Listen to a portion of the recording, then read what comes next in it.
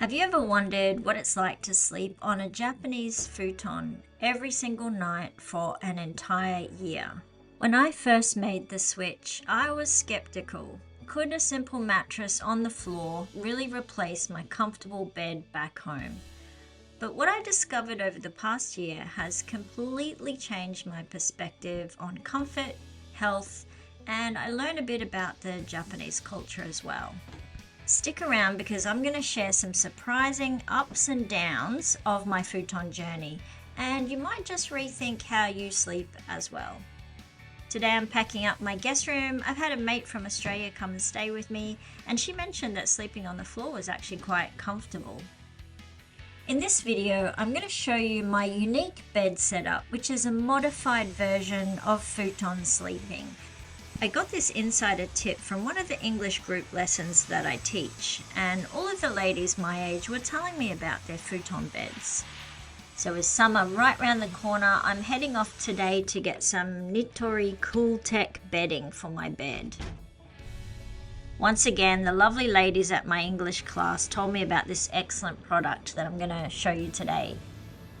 When I was setting up my house in Japan, I did get most of my bedding, futons, curtains, cushion covers here at Nitori. I found it to be affordable and good quality. As much as I'd love to get some new bedding, I really can't justify it, and there's nothing wrong with the ones I've got. So I already have a sleeping pad, and what I'm after now is a pillow cover and also one of their N-Cool blankets. And of course, while I'm here, I'm going to have a little look around the pet section, and I really want to change out my winter curtains. So I'm just checking out all the things they have at the moment.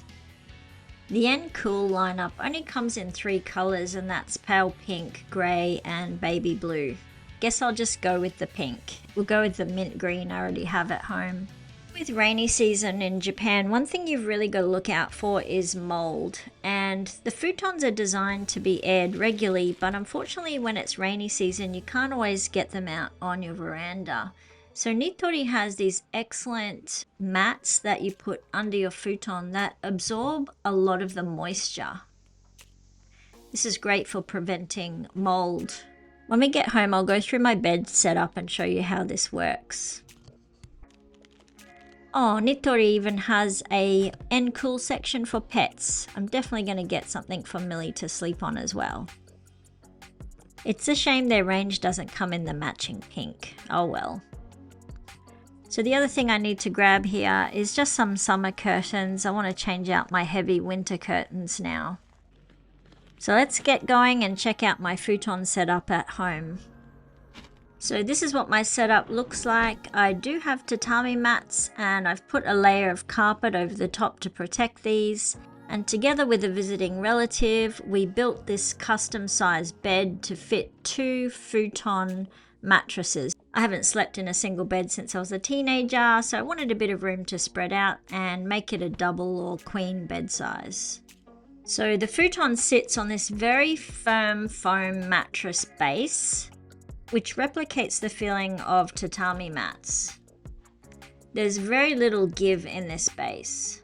The ladies in my English class were telling me that they all sleep on a futon on a raised platform, so this was my version of the raised platform. And their reasons for doing this were it's easier to make their bed in the morning, and as they're all middle-aged, it's a lot easier to get up and down.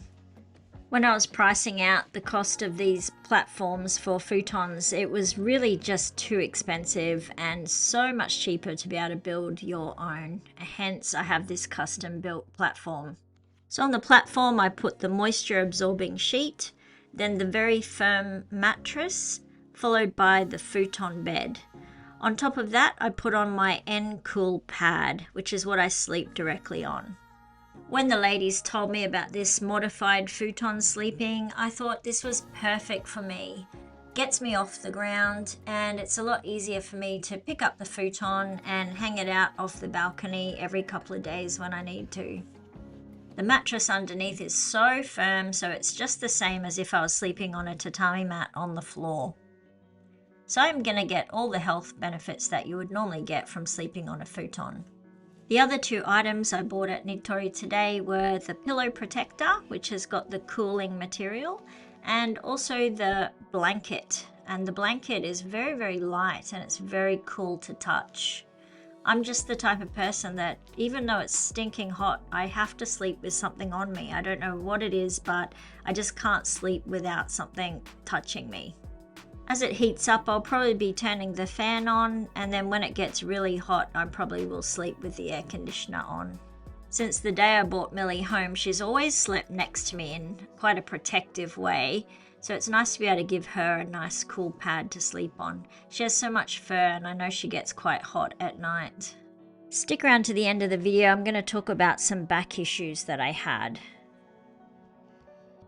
So during rainy season, I need to deal with the moisture in the air, and the spare room's not being used, so I put these little humidity containers in the room, and I also put one in my clothes area, and I also put one in the futon cupboard where I store the futons while they're not in use, just to soak up any moisture in the air and avoid any mold that might start to form. Touch wood, I've been very lucky so far. I also forgot to mention this carpet I put down on the tatami mats is resistant to dunny, the little bugs, and it's also great for keeping the moisture out of the tatamis. Having the futon up off the ground means it's really easy to give it a quick vacuum underneath. So now I want to give my lounge room a new summer makeover to make it feel more summery and get rid of the blankets and things that have been on the lounge, and get rid of the winter curtains I've had that are here to keep the warmth in. You might have heard me talk on another video, but this house was built in the early 80s and it's built by quite a reputable builder called Sexy House. The walls are nicely insulated, so there's a bit of a barrier between me and the outside. So I'm lucky in that this isn't a cold or a hot house. However, the Japanese summers are brutal. So having experienced the end of summer in this house, I moved in at the end of September and it was still very, very hot. So I know how hot it can get. So when I first moved in, I did put in an air conditioner in this room downstairs, and you saw in my last video that I put up a shade cloth, which is just going to shade that morning sun that comes in the morning. My next big challenge is to get some insulation into the ceiling upstairs.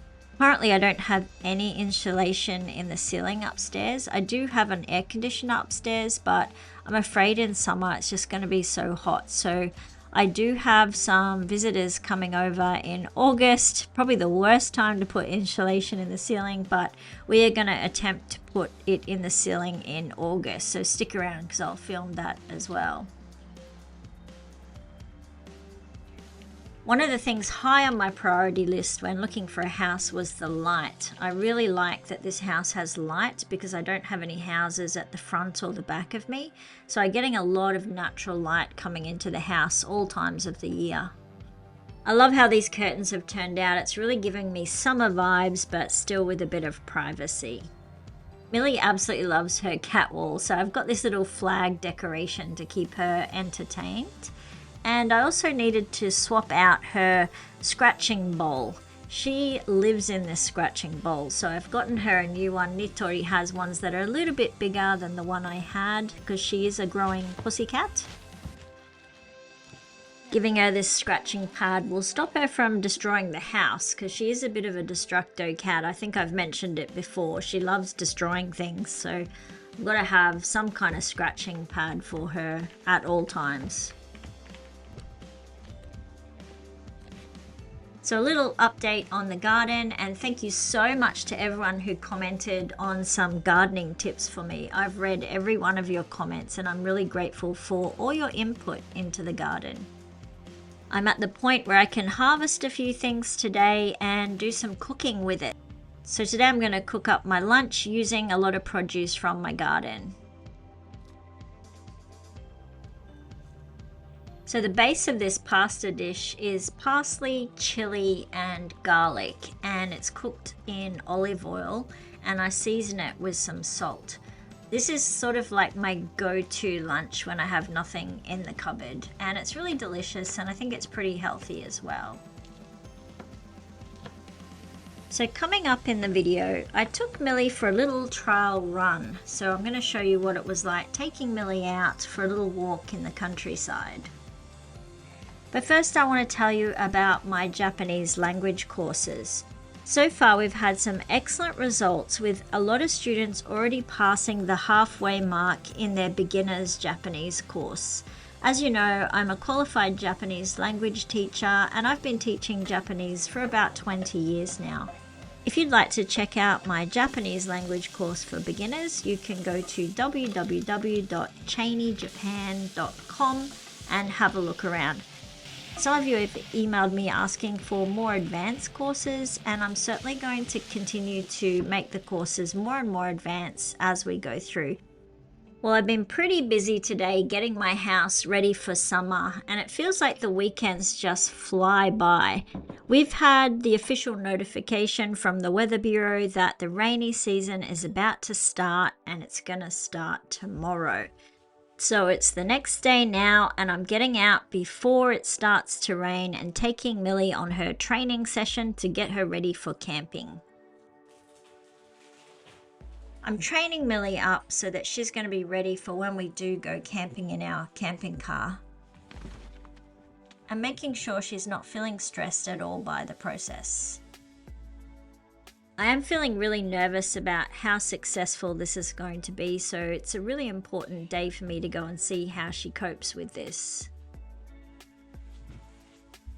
The last thing I want to do is cause her any stress, so I'm going to be very carefully watching her reactions. Looking at the beautiful weather this morning at 5 a.m, it's hard to believe that we're going to have non-stop rain for weeks on end starting today, basically at lunchtime. The other day I was driving home from the shops and I decided to take the river road home for a change, and I spied some teams playing baseball or practicing baseball just down by the river, and I thought, what a lovely spot. This might be a nice spot to come and sit down by the river. And that's where I got the idea to bring Millie down here. So back to my futon journey.